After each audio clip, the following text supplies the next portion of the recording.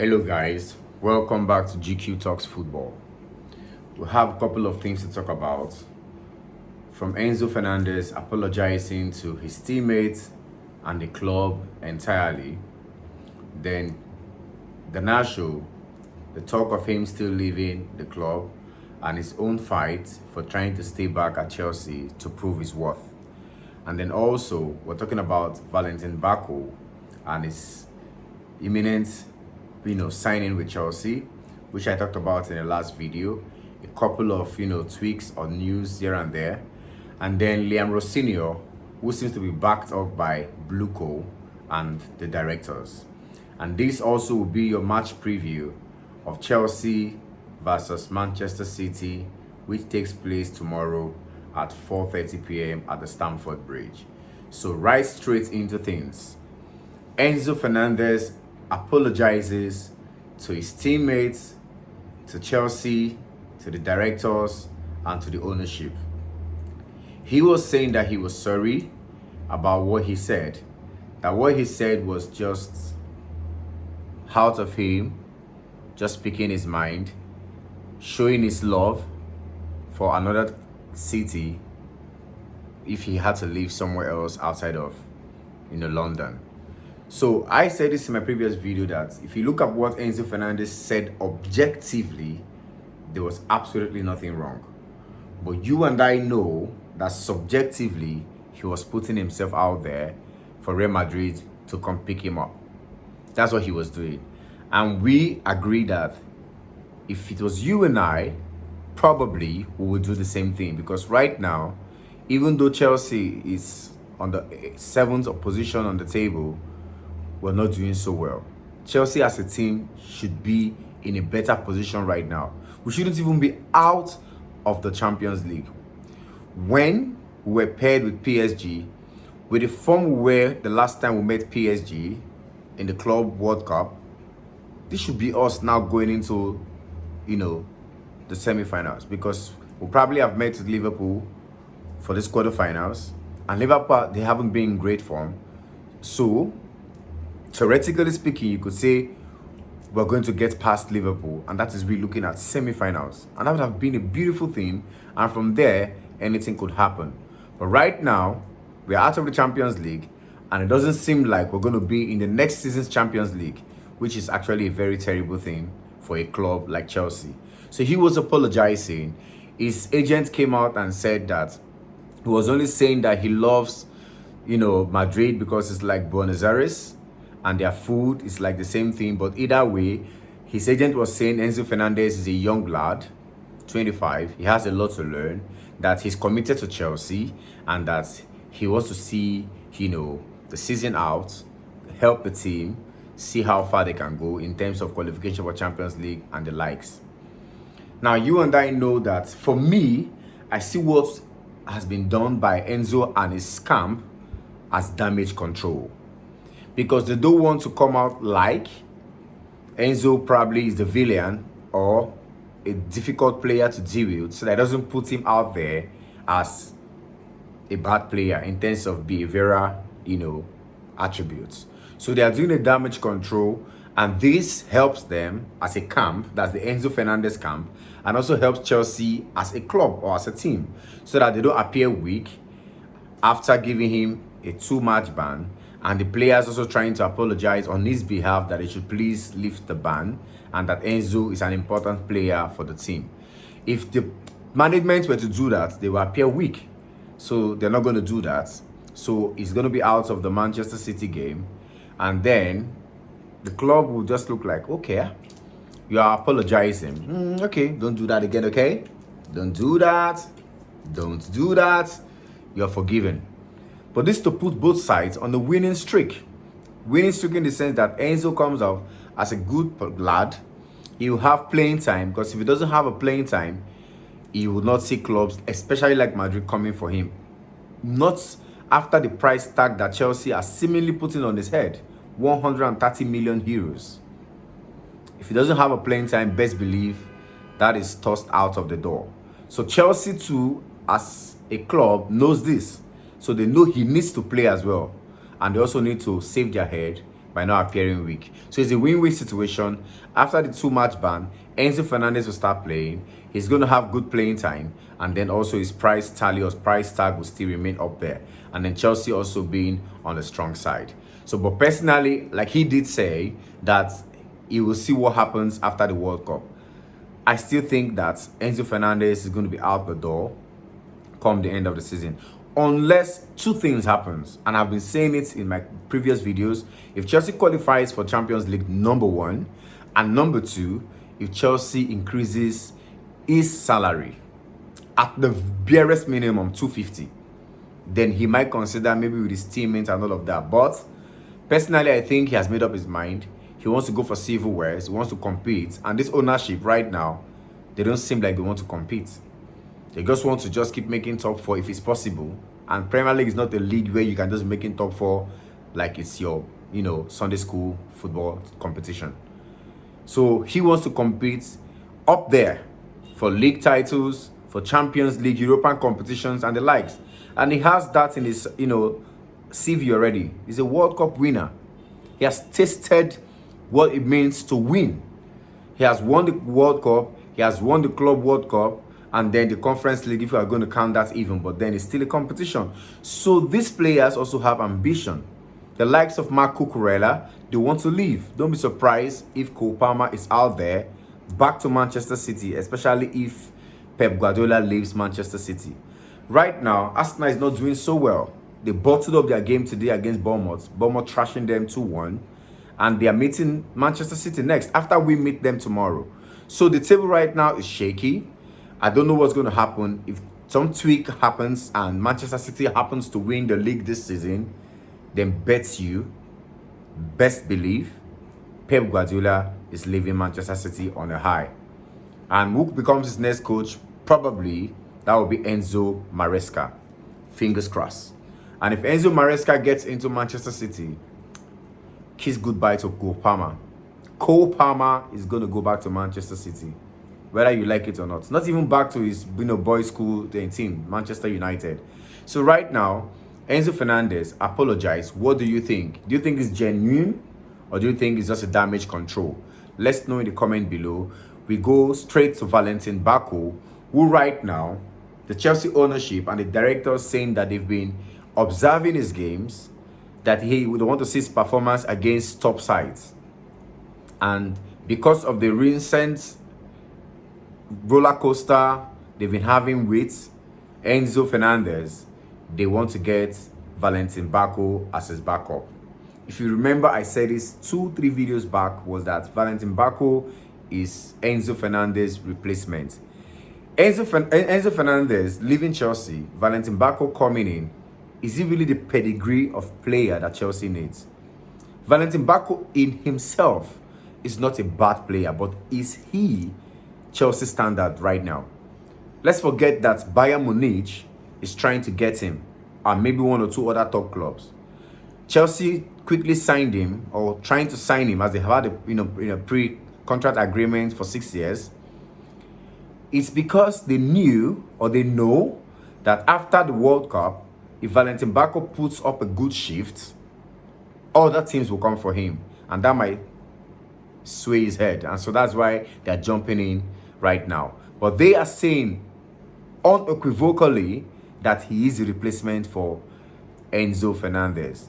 And when they say they've watched him against top sides, what teams exactly are the top sides? At the Farmers League, as we call them, we fans, that's the Ligue 1. PSG is probably the only top side there. And he has played against them just in recent time once. Outside of that, which other top team?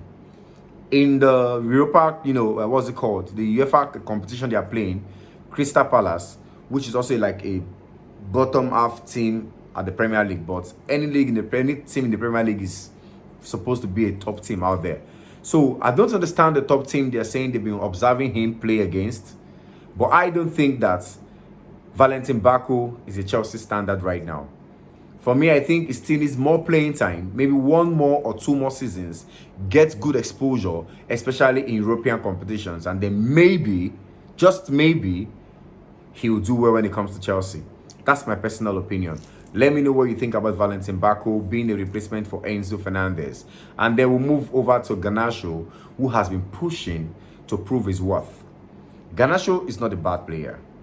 He's a Premier League experienced player, but I think he lacks in the defensive, aspect of the game, which is not supposed to be his duty. But right now, every player somehow have to track back and help either your wingers or your defensive midfielders, depending on the position you're playing, including strikers now these days come back when necessary to come help the team in the defense line. So right now, I think he's lacking in that department. And when it comes to the final third, in the offensive, he seldom makes the right decision, either to make the right passes or to shoot when he ought to shoot or when he doesn't need to shoot. So I think he needs a little brush up here and there. Personally, I think he should just go to either La Liga or the Serie A. He will do well there. I think Chelsea shouldn't sell him. They should just loan him to a team where he should play regularly. Probably even to Strasbourg. But I think he should go to League, to La Liga or Serie A. That's my personal opinion. So let me know what you think about that. Up to the next news, we're talking about a player whom Chelsea right now is trying to go on a loggerhead with the likes of Real Madrid and some other top European teams, in the person of Karim Koulibaly, an 18-year-old Werder Bremen player from Bundesliga. Right now, he's pulling some good shifts and he's drawing attention from top European teams, like I did say, Real Madrid, and now Chelsea is on the radar trying to get his signature. Another youth. This model will not change. Chelsea fans should make their peace with it, that this model will never change. The best thing is for this ownership to pack up their stuff and just leave our football club. Because what they are doing, they're not doing good at all. On the footballing aspect of the club, as well as even the finance. Recently, we just had a club breaking record of losses. Funny enough, the same thing that is now happening to the same Strasbourg that they are also ownership of. They've recorded, an historic loss, a club-breaking loss at Strasbourg. So these billionaires, I don't think they're stupid. After all, they're billionaires, so they must have had one or two things going up, well for them to be billionaires. But I don't think coming to the football club or to sporting business, I know that Todd Bowley owns, other clubs, other sport clubs in America, and they're doing well, like the Dodgers, I think the LA Dodgers and stuff, and then the baseball, the baseball, current club. But I think that they're not doing so well in the footballing aspect as well as the financial aspect of Chelsea. 3 seasons in a row, no front shirt sponsorship, and they are still insistent that they are going to get nothing less than £55 million for their front of shirt sponsor. How would that happen? How? When you're not guaranteed making Champions League back to back. Arsenal from Emirates getting 65 million pounds or so, and we that were not even guaranteed Champions League, you're still standing on 55 million. When we ought to have done this was when we won the Club World Cup. They didn't capitalize on it. For me, this guy should see 35 million pounds. You should jump on it until we get on the steady streak where we can constantly be qualifying for Champions League, and then we can put up the money up there. Right now, they're not doing so well, and they still want to buy an 18-year-old boy. I'm not against the youth. I mean, look at what Estava Willian is doing. He's doing amazingly well. But like I did say in my previous video, that's like one player out of hundreds of thousands professional footballers. So are we going to keep trying our luck to see if we're going to really get the next Cristiano Ronaldo or the next Lionel Messi? That's too big a risk to take, especially when you're playing on a competitive league like Premier League, trying to gun for the league title or trying to both domestic titles like the FA Cup or the Carabao Cup, and then Champions League is there. So I think if they can get the balance between not just, the youth, experienced players. Experienced players doesn't mean players in their 30s. It could be players in their mid-20s. We also have players who are relatively above their early 20s, and they've gotten a ton loads of match experiences and European, exposure. So get this mixture, get a balance, get a good gaffer, and let's see what happens. Because right now, the protest is coming up on the 18th of this month. Strasbourg, fans flying into London to join forces with the Chelsea fans. And we are all screaming in one voice all over the world, BlueCo, get out. Just get out of our club. And that is it. So let's see what happens. Let me know in the comment below your thoughts about this concerning Karim Koulibaly. Is this someone you know, and what do you think? Now to the preview, Chelsea against Manchester City. If you notice in my previous previews in recent time, I've not really have the enthusiasm to talk about Chelsea playing a football match. I just want to keep an open mind and see what happens. I don't want to sound pessimistic, but I think that Manchester City, historically, especially in the last 6-7 years, when it comes to April, they become brutal. They smell blood. And I think that pressure is what is even also affecting Arsenal right now, who are leading by 9-0, but Manchester City have 2 matches at hand. And they know that since Arsenal has lost today against Bournemouth, they want to do everything possible to trash us at the Stamford Bridge. So personally, let's just watch this game with an open mind and see what happens. But there are some key players that I think that Liam Rossini, if he's the one that will pick the players, should not compromise. And that is Estavo Willian playing at the right-hand side. Please do not take that lad to the left-hand side of the pitch. Allow Pedro Neto cook from there. I think he performs better from the left-hand side than even from the right. So for me, I'll start from the attack. No other than one of our best players this season, João Pedro. Right behind him, let Cole Palmer cook from the 10th position. And at the right, let's have simply no other than Estavo Willian. And at the left, Pedro Neto. Then behind them, we should have, for me, I know that Andre Santos has been good. Is this one-touch kind of player? But personally, I think I should go for Lavia. Let's give him a good, run of game. And he tends to do so well when he comes out. I know he's rusty due to his injury, but let him just cook with our now deputized captain in the person of Moises Caicedo. Let 2 of them just be in the pivots right there ahead of the defenders. Then right there at the center back, I think we should go with no other than, I think, Malang Sarr, personally, and Fofana. But Malang Sarr doesn't have Premier League experience so much. I don't think he's going to play. They want to go with either Tosin and Fofana, or probably Benoit and Fofana, because Trevor Chalobah is still out injured. And then at the right-hand side, our captain is injured, so no other than Gusto, who pulled up a good performance against, however, a bottom side Ligue 1 team, Port Vale, but he did put up a good performance. I hope he will replicate that and probably take even the level 2, 3, 4, 5 step higher, because it was Port Vale who played against. So Gusto at the right-hand side, and then at the left-hand side, I don't know if Marco Kurela will play, but I would not lie, Jure Ato has been putting up a good shift. So whichever one of the two we get to see, amazing. Personally, I think Jorgensen should be sleeping in his village right now. Let's just use one who is better than Jorgensen, but shouldn't even be a number 1 at Chelsea, in the person of Robert Sanchez. My prediction for tomorrow's game, to be honest, I don't know. If I want to be a Chelsea fan, I hope we'll win. But if I want to be a football fan and a true pundit, I think Manchester will win us 3-1. But let's see what happens. If Chelsea can put up a surprise and we win, if it's like Enzo Maresca, I think I'll be relatively optimistic about we having a win or at least a draw. But Liam Rossini, guys, to be honest, I'm not very sure. I think Manchester City will trash us 3-1. So that is it for your match preview, Chelsea against Manchester City. In all that has been said, let me know what you think about the things that have been discussed in the comment below. If you're new here, please like, share, and subscribe. Do the same thing. Follow me up on TikTok and Instagram, and as well as WhatsApp channel on GQ Talks Football. Until next time, let peace reign in the world. One love. Bye for now.